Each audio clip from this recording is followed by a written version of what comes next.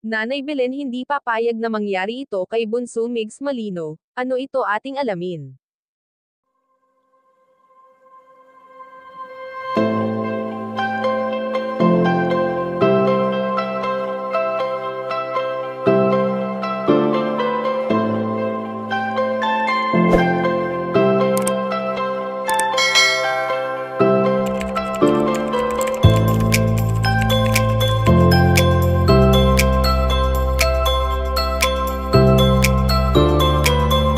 Alam naman natin na walang ina ang nais na maging malungkot ang kanilang mga anak, dahil kung anong sakit ang nararamdaman ng mga anak ay mas doble o triple ang sakit sa isang inang labis na nagmamahal.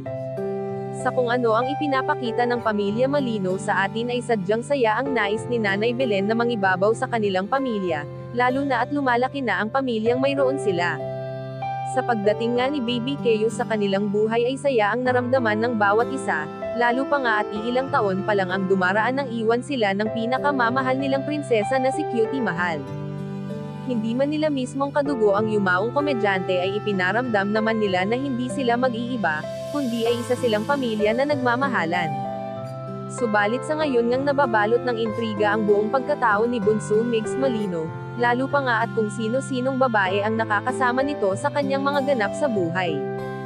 Kaya naman ayon sa aming impormasyon na nakalap na hindi papayag si Nanay Belen, naisipin pa ng kanyang anak ang mga bagay na ito, dahil ang lagi nitong sinasabi na hayaan na lamang ang Diyos dahil ito lang ang lubos na nakakakilala sa buong pagkatao ng binata.